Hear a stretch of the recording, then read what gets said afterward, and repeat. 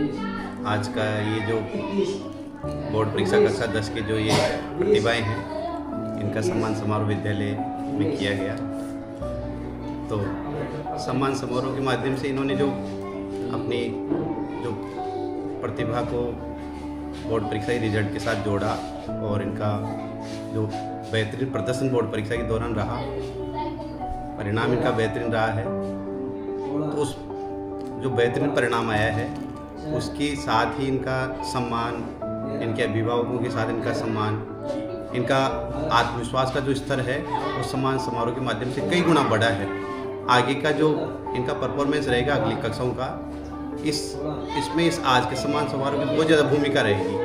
आगे जा कर के ये इनका स्तर ही एकदम से उठ गया है। सामान्य जिस स्तर से ये चल रहे थे उस स्तर से ये आगे बढ़ गए हैं और अगला जो परिणाम रहेगा इस 10वीं के परिणाम से और ज़्यादा ये बढ़कर उसको प्राप्त कर पाएंगे। हाँ, संतुष्टि तो क्या, लगातार व्यक्ति को आगे से आगे बढ़ने का प्रयास करना चाहिए, लेकिन इनका जो प्रयास रहा है वो अच्छा है। जो मेहनत इन्होंने कक्षा में की थी उसका इनको बेहतर परिणाम मिला है और इनकी एक समूह में रह कर के सभी जो विद्यार्थी थे इनमें एक सामूहिक भावना से इन्होंने जो अध्ययन किया और तैयारी इन्होंने बोर्ड परीक्षा की है, इसका इन सभी प्रतिभाओं को तो फ़ायदा मिला ही है। इनके साथ जो बाकी से जो विद्यार्थी थे उनको भी पूरा फ़ायदा मिला है।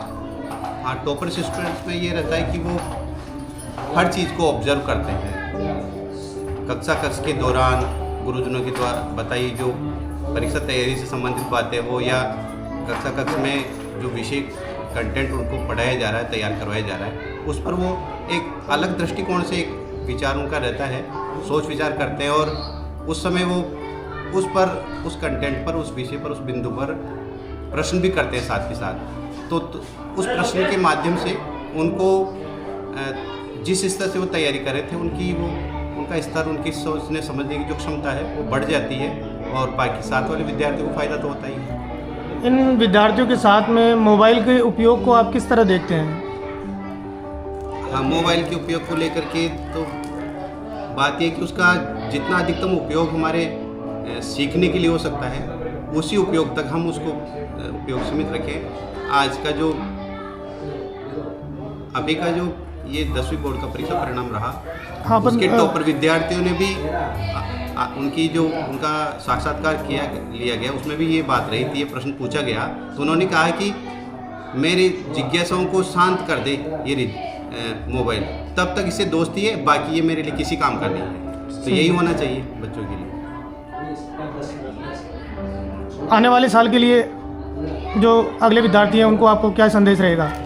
इन विद्यार्थियों के साथ सभी गुरुजनों ने काम किया। मैंने भी कक्षा में जाकर जब इनको देखा तो इन्होंने जो अपने सीखने के जो प्रयास थे, इनके जो तरीके थे, वो अगली कक्षा में इस कक्षा में जो इस साल जो कक्षा 10 में जो विद्यार्थी आ रहे हैं उनके लिए प्रेरणादायी रहेगा। इनके तरीकों को वहाँ एक इम्प्लीमेंट या प्रयोग के रूप में हम काम में लेंगे तो उनको भी एक अच्छा अपने परिणाम को सुधारने का उनको भी अवसर मिलेगा। आगामी समय में विद्यार्थियों के अभिभावकों को लेकर आपको क्या संदेश देना चाहोगे उनको? अभिभावकों के लिए यही संदेश है कि वो अपने जो बच्चे हैं उनकी थोड़ा भावनाओं को समझे, उनका जो दिन का जो समय है वो उनको समय थोड़ा दें और जो वो तैयारी कर रहे हैं उसको लेकर भी अभिभावकों में भी थोड़ी संतुष्टि की भावना होनी चाहिए। जब उनको लगता है कि मेरा बच्चा पढ़ रहा है तो बच्चों की जो सीखने की जो गति है वो बढ़ जाती है। एक अच्छा पढ़ने वाला बच्चा है, उसको अभिभावक जैसे उसकी मान सम्मान वाली स्थिति हम देखें, उसके अध्ययन की, सीखने की, पढ़ने की जब अभिभावक कदर नहीं कर पाते तो थोड़ा वो हतोत्साहित हो जाता है और अपना बेहतरीन प्रदर्शन नहीं कर पाता। तो अभिभावक भी अपने जो बच्चे पढ़ रहे हैं उनकी इस चीज़ को, हो सकता है सामान्य शिक्षा का सामान्य स्तर हो सकता है अभिभावकों का, लेकिन फिर भी जितना वो सोचते समझते हैं उतना अपने बच्चों की पढ़ाई को लेकर के वो थोड़े जागरूक रहें और जो बच्चे पढ़ रहे हैं, तैयारी कर रहे हैं उनके बच्चे, तो उससे वो संतुष्ट रहें, उनका हौसला बढ़ाएं, उत्साहवर्धन करें उनका। श्रीमान, जिन विद्यार्थियों के रैंक कमाई है या मार्क्स कमाए, क्या उनका भविष्य नंबर से निर्धारित होता है? नहीं, बिल्कुल ये गलत है। अंकों का कोई विशेष महत्व नहीं होता। वो बच्चे भी उनकी रुचि के अनुसार कम अंकों के माध्यम से कोई सा क्षेत्र चुन सकते हैं और जब व्यक्ति शुरुआत करता है तभी से वो अपने आप की जो रैंक है या अंकों की सुधार वाली स्थिति है उसको सुधार सकता है। कोई भी एक स्तर नहीं होता है, किसी भी कक्षा में जाकर के वो थोड़ी अपनी गति में बेहतर प्रदर्शन कर लेता है और इस प्रकार की जो प्रतिभाएं हैं उनसे जब वो प्रेरित हो जाता है, उनकी जैसे थोड़ा काम में वो उनका अनुकरण करने लग जाता है तो उसकी सीखने की जो स्थिति है उसमें बदलाव आ जाता है। उसकी जैसा स्तर है, जैसे पिछली कक्षाओं में अंक थे उनमें सुधार की गुंजाइश रहती है। तो वो भी उन विद्यार्थियों के लिए भी हम कहना चाहेंगे कि वो ऐसी प्रतिभाओं से वो जुड़े रहें, उनको प्रेरणा के रूप में लें, उनसे अलग वो अपने आप को नहीं रखें। हाँ, आगामी जो शिक्षण सत्र सभी विभाग के निर्देशानुसार इस बार 1 अप्रैल से शुरू हो रहा है, तो उसके लिए हम पूर्ण तैयारियों के साथ हमारे सारे गुरुजन, सारे स्टाफ साथी लगे हुए हैं। हम ये चाहेंगे कि 1 अप्रैल से ही पूर्ण रूप से जैसे शिक्षण सत्र जैसे 1 जुलाई को चलता था और कक्षाएं हो सकता है 15 जुलाई तक तो नव प्रवेश आदि के माध्यम से निवृत्त होकर के और 15 जुलाई के तक तो कक्षाओं की शुरुआत हो जाती थी, नियमित कक्षाएं लगने लग जाती थी। अब की बार हम चाह रहे हैं कि वो नव प्रवेश के 15 दिन हम खराब नहीं करें और 1 अप्रैल से ही जो बोर्ड कक्षाएँ हैं उनका नियमित रूप से उनका अध्ययन शुरू कर दें, नियमित उनके कालांश और गुरुजनों द्वारा उनकी पढ़ाई शुरू करवाई जाए।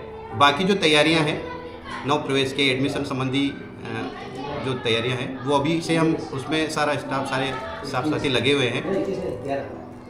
बच्चों को निःशुल्क पाठ्य पुस्तकें उपलब्ध करवाना या 1 अप्रैल से जब शिक्षण सत्र शुरू होगा तो उनका नया समय विभाग चक्र तैयार करना, इस प्रकार की सारी तैयारियां हम 1 अप्रैल से पहले ही पूर्ण कर लेंगे, जिससे कि बच्चों का 1 अप्रैल को नियमित रूप से उनकी कक्षाएं प्रारंभ हो जाएगी।